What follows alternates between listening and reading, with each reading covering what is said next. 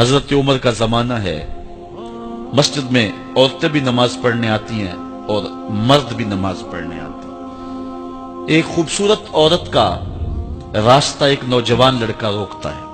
ایک دن اس نے دیکھا، ایک دن رک کے کہا تجھے مسئلہ کیا ہے؟ اس نے کہا کہ میں تیرا چاہنے والا ہوں۔ اس نے کہا کہ میری چاہت ڈیمانڈ جو کروں گی پوری کر دو گے؟ اس نے کہا آسمان سے تارے بھی توڑ لو۔ اس نے کہا بس میری یہ خواہش ہے 40 دن حضرت عمر کے پیچھے نمازیں پڑھ لو، اس کے بعد 40ویں دن کی آخری نماز کے بعد یہاں میں منتظر ہوں گی تیری اور تیرا انتظار کروں۔ 40 دن نمازیں چلتی رہی۔ پھر عمر کا لہجہ اور من کے روگ نہ دھلے اور من میں نور نہ اترے۔ 40ویں دن کی آخری نماز کے بعد وہ گردن جھکا کے جا رہا تھا، لڑکی اسبِ وعدہ کھڑی تھی۔ کہا گزر رہے ہو؟ میں اسبِ وعدہ کھڑی ہوں۔ کہا کھڑی رہو۔ عمر نے دل کا تعلق رب سے جوڑ دیا ہے۔ آؤ اس قرآن سے تعلق جوڑو، یہ دلوں کے زنگ اتارتا ہے، روحوں کو نور دیتا ہے۔ اسلام کا جو بنیادی اخلاق ہے وہ حیا ہے، یہ بات ذہن میں رکھیں۔ ہر دین کی ایک پہچان ہے، حضور نے فرمایا اسلام کی بنیادی پہچان کیا ہے؟ حیا ہے۔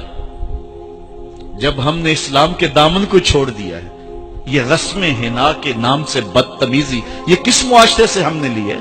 اور کیا بہوؤں بیٹیوں کا تماشا لگایا ہے، اور نیم برہنہ بیٹیاں لوگوں کی شہوانی نگاہوں کے سامنے ہیں، اور باپ بھی کھڑا ہے اور بیٹا بھی کھڑا ہے، نہ باپ کی آنکھوں میں حیا ہے، نہ بیٹے کی نظروں میں حیا ہے، نہ بھائیوں میں غیرت ہے، اور کہتے ہو اللہ کی رحمتیں ہمارے اوپر نازل ہوں۔ یہ تو شکر کرو پتھر نہیں برستے محمد عربی کے قدموں کا صدقہ۔ اگر ان کی رحمت نہ ہو درمیان میں ابھی آگ لگ جائے دونوں جہاں میں۔ یہ تو ان کی رحمت ہے کہ پتھر نہیں برستے۔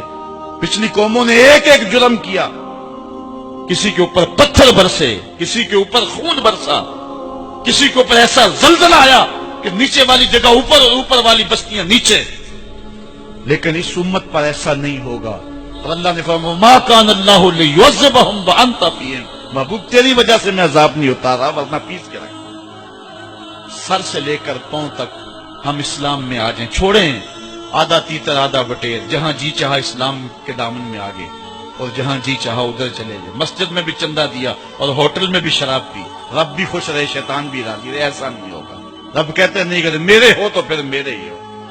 کوئی بھی غیرت مند محبوب نہیں جو ہے تسلیم کرتا کہ میرا محب کسی اور کی طرف نظر اٹھا کے بھی دیکھے، تو رب سب سے بڑا غیرت مند ہے، وہ نہیں چاہتا میرا ہو اور کسی اور کی طرف دیکھے۔ تم کون ہے؟ مغربی تہذیب لگتی کیا ہے تمہاری؟ اپنی ملت کا قیاس اقوام مغرب سے نہ کر، خاص ہے ترکیب میں تجھے قوم رسول آج۔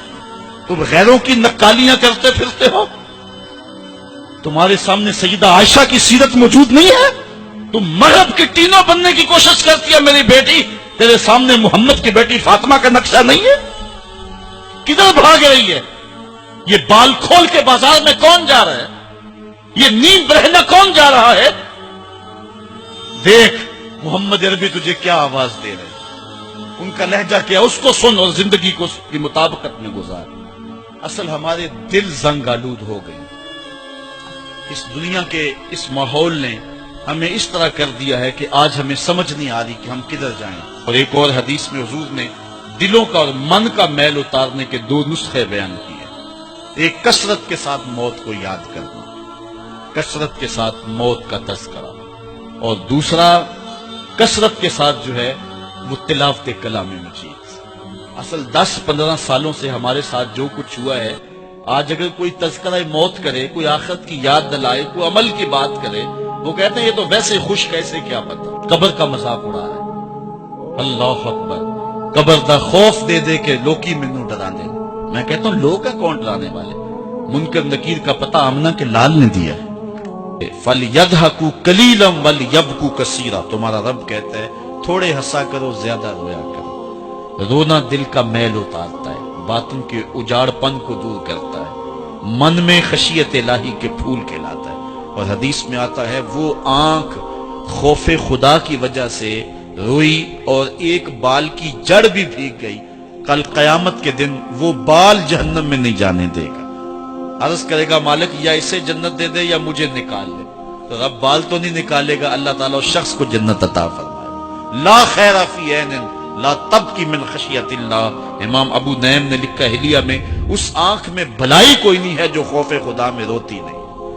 رونے کا مزاج بناؤ، طبیعت کے اندر نرمی پیدا کرو۔ اگر طبیعت سخت ہے، بعض لوگ تباً سخت ہوتے ہیں، تو روزانہ شام کے وقت قبرستان میں جا کر کے کچھ وقت گزار کے آیا کرو۔